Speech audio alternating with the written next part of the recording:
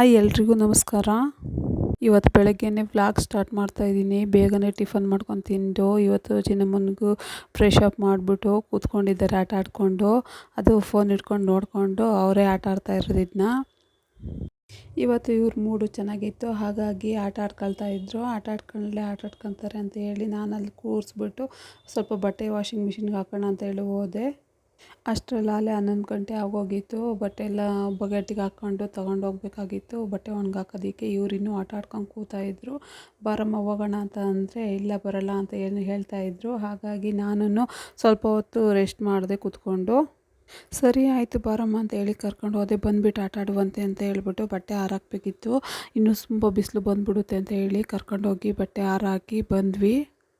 ಇವಾಗಂತೂ ಸಿಕ್ಕಾಪಟ್ಟೆ ಬಿಸಿಲು ಸ್ಟಾರ್ಟ್ ಆಗಿಬಿಟ್ಟಿದೆ. ಕಾಲು ಇಡೋಕ್ಕಾಗ್ತಾ ಇರಲಿಲ್ಲ. ಇವರಂತೂ ಆ ಕಡೆಯಿಂದ ಈ ಕಡೆ, ಈ ಕಡೆಯಿಂದ ಆ ಕಡೆ ಓಡಾಡ್ತಾಯಿದ್ರು. ಇವ್ರನ್ನ ಹಿಡಿಯೋದೇ ಭಾರಿ ಕಷ್ಟ ಆಗೋಗಿತ್ತು ಅಲ್ಲಿ ಬಿಸಿಲಲ್ಲಿ. ಹಂಗಾಗಿ ನಾನು ಬೇಗ ಬಟ್ಟೆ ಹಾರಾಕ್ಬಿಟ್ಟು ಕೆಳಗಡೆ ಬರೋಣ ಅಂತ ಹೇಳಿ ನೋಡ್ತಾಯಿದ್ದೆ. ಇವರು ಕ್ಲಿಪ್ಗಳನ್ನೆಲ್ಲ ಹಿಡ್ಕೊಂಡು ಆ ಕಡೆಯಿಂದ ಈ ಕಡೆ, ಈ ಕಡೆಯಿಂದ ಆ ಕಡೆ ಓಡಾಡಿಕೊಂಡು ಚೆಲ್ಲಾಪಿಲ್ಲಿ ಮಾಡ್ಕೊಂಡು ಆಟ ಆಡ್ತಾಯಿದ್ರು. ಮೇಲೂ ಬಿಸಿಲಂದ್ರೂ ನೋಡಿದಿರಾ. ನಾವೊಂದು ಅರ್ಧ ಗಂಟೆ ಬಿಸ್ಲಿಗೆ ಹೋಗಿ ಬಟ್ಟೆ ಹಾರಾಕಿ ಬಂದಿದ್ದಕ್ಕೇ ಕೂತ್ಕೊಳ್ಳೋಕ್ಕಾಗ್ತಿರ್ಲಿಲ್ಲ, ನಿಂತ್ಕೊಳ್ಳೋಕ್ಕಾಗ್ತಿಲ್ಲ, ಅಷ್ಟು ಸೆಕೆ ಆಗ್ತಾಯಿತ್ತು. ಮತ್ತು ಬಿಸಿಲು ಅಂತೂ ಸಿಕ್ಕಾಪಟ್ಟೆ ಹೊಡಿತಾಯಿತ್ತು. ಹಂಗಾಗಿ ಮತ್ತು ಬೇರೆ ಈಚೆನೇ ಕೆಲಸ ಮಾಡೋರಂತೂ ಹೆಂಗೆ ಮಾಡ್ತಾರೆ ಅಂತ ಅಂದ್ಕೊಂಡ್ಬಿಟ್ಟೆ ನಾನಂತೂ. ಇನ್ನು ಅದರಲ್ಲೂ ಗಾರೆ ಕೆಲಸ ಮಾಡೋರಂತೂ ತುಂಬಾ ಕಷ್ಟ. ಅವ್ರಿಗೆ ಬಿಸಿಲಲ್ಲೇ ನಿಂತ್ಕೊಂಡು ಮಾಡಬೇಕಾಗುತ್ತೆ. ಒಳಗಡೆ ಇದ್ದರೆ ಹೆಂಗೋ ಮಾಡ್ಕೊಂಡ್ಬಿಡ್ತಾರೆ. ಇನ್ನು ಬಟ್ಟೆ ಹಾರಾಕಿ ಬರೋ ಅಷ್ಟೊತ್ತಿಗೆ 12 ಗಂಟೆ ಆಗಿತ್ತು. ಚಿನ್ನಮ್ಮ ಆಟ ಸಾಮಾನು ತೊಗೊಂಡು ಕೂತ್ಕೊಂಡು ಆಟ ಆಡ್ತೀನಿ ಅಂತ ಹೇಳಿ ತೋರಿಸಿದ್ರು. ಆಟ ಸಾಮಾನು ಕೊಟ್ಟೆ. ಅವರು ಕಲರ್ ವೈಸ್ ಹಾಕ್ಕೊಂಡು ಆಟ ಆಡ್ತಾಯಿದ್ರು. ಸರಿ ಅಷ್ಟರಲ್ಲಿ ನಾನು ಏನಾದರೂ ಮಾಡೋಣ ಕುಡಿಯೋಕ್ಕೆ ಅಂತ ಹೇಳ್ಬಿಟ್ಟು ತುಂಬ ಬಿಸಿಲಿದ್ದಿದ್ದರಿಂದ ಜ್ಯೂಸ್ ಮಾಡೋಣ ಅಂತ ಅಂದ್ಕೊಂಡು ನೋಡಿದ್ರೆ ಕರ್ಬೂಜ ಹಣ್ಣಿತ್ತು. ಇನ್ನು ಈ ಬಿಸಿಲಿಗಂತೂ ಪದೇ ನೀರು ಕುಡಿಬೇಕು ಅಂತ ಅನ್ನಿಸ್ತಾನೆ ಇರುತ್ತೆ. ಎಷ್ಟು ನೀರು ಕುಡಿದ್ರೂ ಸಾಕಾಗೋದಿಲ್ಲ. ಇನ್ನು ನಿಮ್ಮ ಮನೆಗಳಿಗೆ ಯಾರಾದರೂ ಕೆಲಸಕ್ಕೆ ಅಂತ ಹೇಳಿ ಬಂದಿದ್ದರೆ, ಮನೆ ಕಟ್ಟೋರಾಗಿರ್ಬೋದು, ಈಚೆ ಕೆಲಸಕ್ಕೆ ಬಂದಿದ್ದರೆ ಅಂಥವ್ರಿಗೆ ಏನಾದರೂ ಸ್ವಲ್ಪ ತಣ್ಣಗೆ ಇರೋ ಹಂಗೆ ಮಜ್ಜಿಗೆನೋ ಅಥವಾ ಜ್ಯೂಸೋ ಏನಾದರೂ ಮಾಡಿ ಕೊಡಿ ಅಂತ ಕೇಳ್ಕೊತೀನಿ. ಇನ್ನು ಬೆಳಗ್ಗೆನೇ ಹಣ್ಣುಗಳೆಲ್ಲ ಮಾರ್ಕೊಂಬಂದಿದ್ರು ನಮ್ಮ ಮನೆ ಹತ್ರ. ಹಾಗಾಗಿ ನಾನು ಯಾವುದಾದ್ರೂ ಫ್ರೂಟ್ ತಗೊಳ್ಳೋಣ ಅಂತ ಹೇಳ್ಬಿಟ್ಟು ನೋಡಿದಾಗ ಸರಿ ಕರ್ಬೂಜ ಹಣ್ಣನ್ನು ತೊಗೊಂಡು ಜ್ಯೂಸ್ ಮಾಡಿರಾಗುತ್ತೆ ಅಂತೇಳಿ ತೊಗೊಂಡೆ ಒಂದನ್ನು. ಇನ್ನು ಕರ್ಬೂಜ ಹಣ್ಣಿನ ಜ್ಯೂಸ್ ಯಾವ ರೀತಿ ಮಾಡೋದು ಅಂತ ಹೇಳಿ ನೋಡ್ಕೊಂಬರೋಣ ಬನ್ನಿ. ಇನ್ನು ಕರ್ಬೂಜ ಹಣ್ಣನ್ನು ವಾಶ್ ಮಾಡಿ ತೆಗೆದಿಟ್ಕೊಂಡಿದ್ದೆ ನಾನು. ಕರ್ಬೂಜ ಹಣ್ಣಿನ ಜ್ಯೂಸು ಕುಡಿಯೋದ್ರಿಂದ ತುಂಬಾ ಆರೋಗ್ಯಕ್ಕೆ ಒಳ್ಳೆಯದು. ಇನ್ನು ಕರ್ಬೂಜ ಹಣ್ಣನ್ನು ಈ ಥರ 4-5 ಪೀಸ್ಗಳನ್ನಾಗಿ ಕಟ್ ಮಾಡ್ಕೋಬೇಕು. ನನಗೆ ಈ ಥರ ಈಸಿ ಅನ್ನಿಸ್ತು, ನಾನು ಈ ಥರ ಕಟ್ ಮಾಡ್ಕೊಂಡಿದ್ದೀನಿ. ಇನ್ನು ಕೆಲವರು ಮೇಲ್ಗಡೆ ಸಿಪ್ಪೆಗಳನ್ನು ತೆಗೆದುಬಿಟ್ಟು ಮಾಡ್ತಾರೆ. ಅವ್ರಿಗೆ ಯಾವ ಥರ ಈಸಿ ಆಗುತ್ತೋ ಆ ಥರ ಮಾಡ್ಕೋತಾರೆ. ನಿಮಗೆ ಯಾವ ಥರ ಈಸಿ ಆಗುತ್ತೋ ಆ ಥರ ನೀವು ಮಾಡ್ಕೊಳ್ಳಿ. ಇನ್ನು ಈ ಥರ ಹಣ್ಣನ್ನು ಕಟ್ ಮಾಡ್ಕೊಂಡಾದ್ಮೇಲೆ ಈ ಥರ ಮೇಲ್ಗಡೆದು ಬೀಜ ಇರುತ್ತಲ್ಲ ಅದನ್ನು ತೆಗೆದ್ರಾಯಿತು. ಇನ್ನು ಈ ಕರ್ಬೂಜ ಹಣ್ಣಿನ ಜ್ಯೂಸು ಕುಡಿಯೋದ್ರಿಂದ ದೇಹಕ್ಕೆ ಎಷ್ಟೆಲ್ಲ ಉಪಯೋಗ ಆಗುತ್ತೆ ಗೊತ್ತಾ. ಕರ್ಬೂಜ ಹಣ್ಣಿಗೆ ನೀರಿನ ಅಂಶ ಜಾಸ್ತಿ ಇರೋದ್ರಿಂದ ವಿಟಮಿನ್ ಎ ಮತ್ತು ಸಿ ಮತ್ತು ಪೊಟ್ಯಾಷಿಯಮ್ನಿಂದ ಕೂಡಿರುತ್ತೆ ಇದು. ಈ ಜ್ಯೂಸನ್ನ ಕುಡಿಯೋದ್ರಿಂದ ದೇಹಕ್ಕೆ ತುಂಬಾ ತಂಪಾಗುತ್ತೆ. ಕರ್ಬೂಜ ಹಣ್ಣಿನ ಜ್ಯೂಸು ಕುಡಿಯೋದ್ರಿಂದ ದೇಹದ ಜೀರ್ಣಕ್ರಿಯೆಯನ್ನು ಸುಧಾರಿಸುತ್ತೆ ಮತ್ತು ರಕ್ತದೊತ್ತಡವನ್ನು ನಿಯಂತ್ರಿಸುತ್ತೆ. ಇನ್ನು ಈ ಬೇಸಿಗೆಯಲ್ಲಿ ಸ್ಕಿನ್ ಕೇರ್ ಮಾಡೋರ್ಗಂತೂ ಇದು ತುಂಬಾ ಉಪಯೋಗ ಆಗುತ್ತೆ ಅಂತ ಹೇಳ್ಬೋದು. ಚರ್ಮದ ಆರೋಗ್ಯವನ್ನು ಮತ್ತು ಚರ್ಮದ ಕಾಂತಿಯನ್ನು ಸಹ ಹೆಚ್ಚಿಸುತ್ತೆ ಈ ಕರ್ಬೂಜ ಹಣ್ಣು.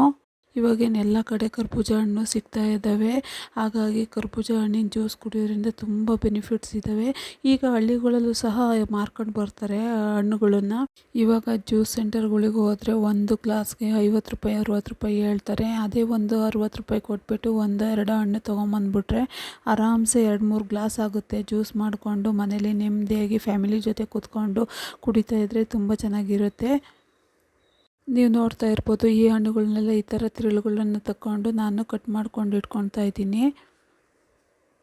ಹಾಗೆಯೇ ಅದು ಹಿಂದಗಡೆ ಸಿಪ್ಪೆ ಇರುತ್ತಲ್ವ ಅದನ್ನು ಸಹ ಈ ಥರ ಕಟ್ ಮಾಡ್ಕೊಂಡು ಇಟ್ಕೊಂಡ್ರೆ ತುಂಬ ಚೆನ್ನಾಗಿ ಬೇಗ ಕಟ್ ಮಾಡ್ಬೋದು.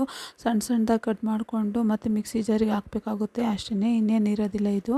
ಇನ್ನು ಯಾರೆಲ್ಲ ಕಿಡ್ನಿ ಸಮಸ್ಯೆಗಳಿಂದ ಬಳಲ್ತಾ ಇರ್ತಾರೋ ಅಂಥವ್ರಿಗೆ ಅಟ್ಲೀಸ್ಟ್ ವಾರಕ್ಕೆ 1-2-3 ಸಲನಾದರೂ ಈ ಜ್ಯೂಸ್ ಮಾಡಿಕೊಡಿ. ಅದರಿಂದ ತುಂಬಾ ಅವ್ರಿಗೆ ಬೆನಿಫಿಟ್ಸ್ ಸಿಗುತ್ತೆ. ಕಿಡ್ನಿ ಸಮಸ್ಯೆಗಳಿಂದ ದೂರ ಇರ್ಬೋದು. ಅದಕ್ಕೆ ಈ ಜ್ಯೂಸು ಸಹಾಯ ಮಾಡುತ್ತೆ.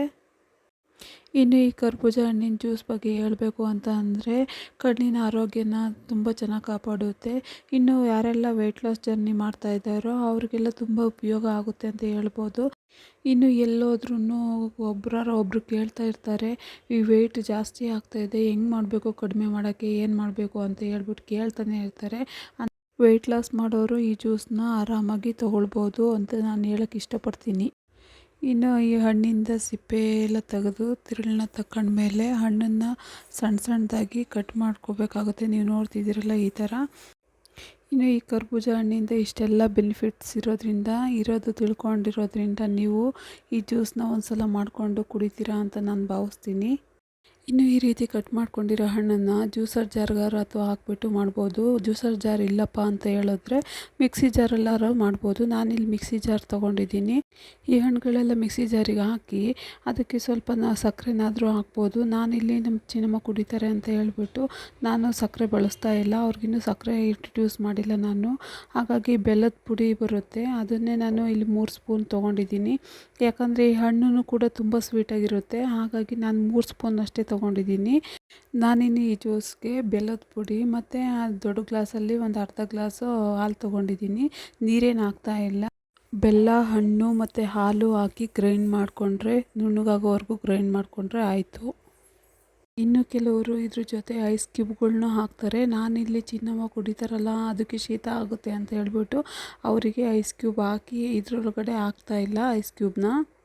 ನಾನು ಈ ರೀತಿ ನುಣ್ಣಗೆ ಗ್ರೈಂಡ್ ಮಾಡಿ ಇಟ್ಟಿರೋ ಜ್ಯೂಸನ್ನ 2 ಗ್ಲಾಸಿಗೆ ಟ್ರಾನ್ಸ್ಫರ್ ಮಾಡಿದ್ದೀನಿ.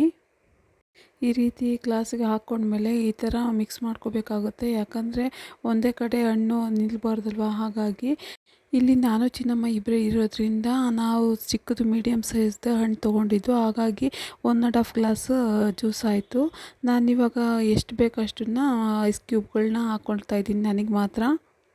ಇನ್ನು ನಾನು ಜ್ಯೂಸ್ ಎಲ್ಲ ಮಾಡೋವರೆಗೂ ಚಿನ್ನಮ್ಮ ಆಟಾಡ್ಕೊಳ್ತಿದ್ರು. ಅವರಿಗೆ ಒಂದು ಜ್ಯೂಸನ್ನ ತೊಗೊಂಬಂದು ಕೊಟ್ಟೆ. ಅವರು ರಿಯಾಕ್ಷನ್ ಯಾವ ಥರ ಇದೆ ಅಂತ ಹೇಳ್ಬಿಟ್ಟು ನೀವೇ ನೋಡ್ಬೋದು.